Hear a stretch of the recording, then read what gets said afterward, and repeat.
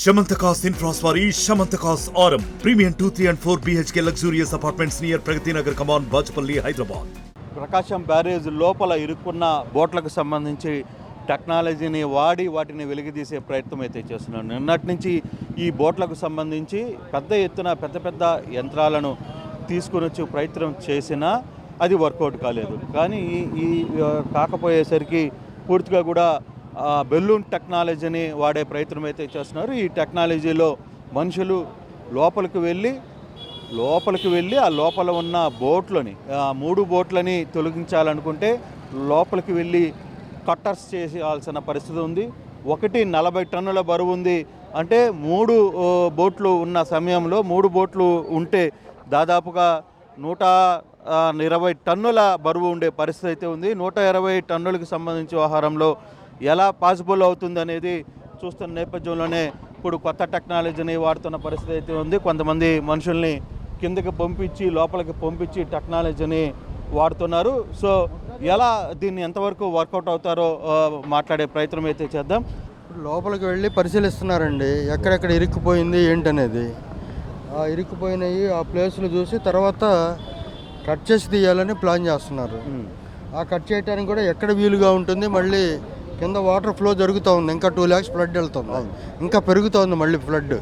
అందుకని జాగ్రత్తగా వాళ్ళ దీంతో ఏ విధంగా కట్ చేసి 2 ముక్కలు చేయాలా 3 ముక్కలు చేసి తీయాలనేది వాళ్ళు ఇప్పుడు ఇంకా పరిశీలిస్తున్నారు. లోపల నీళ్ళల్లో వెళ్ళి వాళ్ళు వచ్చిన తర్వాత చెప్పిన తర్వాత డెసిషన్ తీసుకుంటారు. అంటే ఈ ఎయిర్ బెలూన్ టెక్నాలజీ అనేది వాడుతున్నాం అనేది మంత్రి చెప్తున్నారు. ఎయిర్ బెలూన్ టెక్నాలజీలో ఏంటి ఆ ప్రాసెస్ ఏ విధంగా ఉండబోతుంది అంటే ఇది తర్వాత కట్ చేసిన తర్వాత లిఫ్ట్ చేసి లాక్కి వెళ్ళడానికి అది ఉపయోగపడుతుంది. ఓకే, ఇప్పుడు మనం కట్ చేసి ముక్క అయిన తర్వాత దాన్ని అవతలకి తీసుకెళ్ళడానికి ఇటు కదలకుండా దాన్ని ఆపడానికి అక్కడ బెలూన్తో మనని మళ్ళీ ఫర్దర్ డ్యామేజ్ బ్యారేజ్కి కానీ గేట్స్కి కానీ జరగకుండా దాన్ని వాళ్ళు చెక్ చేసుకుంటా కట్ చేసే ముందు చేస్తారు.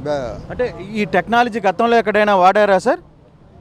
అంటే నేనంటే ఇక డిపార్ట్మెంటు వాళ్ళు ఆల్రెడీ ఇంతకుముందు బలిమెల ప్రాజెక్టులోను పులిచెంతల గేట్ కొట్టుకుపోయినప్పుడు ఇంకా వేరే మధ్యప్రదేశ్లో ఒక చోట ఇప్పుడు వచ్చిన టీం వాళ్ళు చేసి ఉన్నారంట.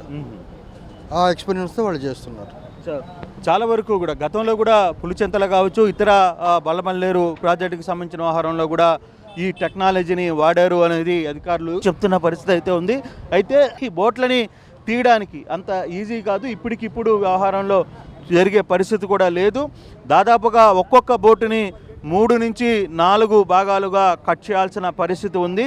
ఈ 4 కట్ చేసిన తర్వాత వాటిని ఈ ఎయిర్ బెలూన్ విషయంతో టెక్నాలజీని తీసుకుని వచ్చి ఇక్కడ కట్ చేసే పరిస్థితి అయితే ఉంది. ముందుగా కొంతమంది లోపలికి దిగిన తర్వాత అసలు పరిస్థితి ఏంటి, ఆ బోట్లు ఒకదానికి లింక్ ఉందా, ఆ లింకులకి ఎలా ఉంది, ఒక బోటుని లాగితే మరో బోటు కూడా దానికి తగులుకొని వస్తున్న పరిస్థితుల్లో దీన్ని ఏ విధంగా బయటికి తీయాలి, ఏ విధంగా ముందుకు వెళ్తుంది అనేది చూడాలి. అయితే అనుకున్న విధంగా చాలా ప్రయత్నాలు ఈ బోట్లను బయటికి తీయడానికి చేసినప్పటికీ కూడా అది వర్కౌట్ కాలేదు. ఇప్పటికీ 2 lakhs ఇన్ఫ్లో వరద వస్తుంది అనేది అధికారులు చెప్తున్నారు. అందువల్ల దానికి ఒక ప్రాథమిక చర్చ తీసుకోవాలి, దానికి కొంత ప్రాసెస్ కూడా పడుతుంది. ఈ బోట్లని ఇప్పటికిప్పుడు కట్ చేయడానికి కూడా అంత ఈజీగా జరిగే పరిస్థితి అయితే కాదు అనేది మనం చెప్తున్నారు. అయితే ఒక్కొక్క బోటుని కట్ చేయడానికి ఇది కూడా దాదాపుగా 40 టన్నుల మేర 40 టన్నుల వరకు కూడా ఈ టెక్నాలజీ అయితే ఈ ఒక్కొక్క బోటు బరువు ఉంది. కాబట్టి దాదాపుగా 120 టన్నుల వ్యవహారం వరకు కూడా దీన్ని వాడాల్సిన పరిస్థితి అయితే ఉంది. ఈ నేపథ్యంలో సో ఈ టెక్నాలజీని వాడడానికి కూడా వాడడానికి కూడా ఏ విధంగా ముందుకు వెళ్తారు అనేది కూడా మాట్లాడే ప్రయత్నం అయితే చేస్తున్నారు. సరే, ఎలా చూడాలి?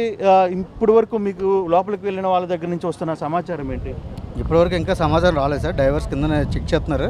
చెక్ చేసి వాళ్ళు పైకి వచ్చిన తర్వాత దాని వివరాలు ఏంటందుకు కనుక్కొని దాని కటింగ్ పడుతుందో ఏం పడుతుందో చూసి చేద్దామని ప్రయత్నం మీద ఉన్నాను. అంటే ఇప్పుడు కనీసం ఎన్ని బోట్లు ఉన్నాయనే ఒక సమాచారం వచ్చింది? ఇప్పుడు 3 బోట్లు కనపడుతున్నాయండి. ఈ 2 బోట్లు అది ఒక 3 బోట్లు ఉన్నాయి అంతే ఇక్కడ. సో ఎంత టైము పట్టే పరిస్థితి అయితే కనపడుతుంది? మాకున్న అవకాశం అయితే 3 రోజులు పట్టొచ్చేమో అని అనుకుంటున్నాం. అట్లీస్ట్ 3 రోజులు పట్టే అట్లీస్ట్ 3 రోజులు పడుతుంది. సో 3 రోజులు ఈ ప్రయత్నం అయితే చేయాలి అనేది ఇక్కడికి వచ్చిన నిపుణులు చెప్తున్న పరిస్థితి. ఎంత ఈజీ టాస్క్ అయితే కాదు, కొంత రిస్క్తో కూడిన టాస్కే.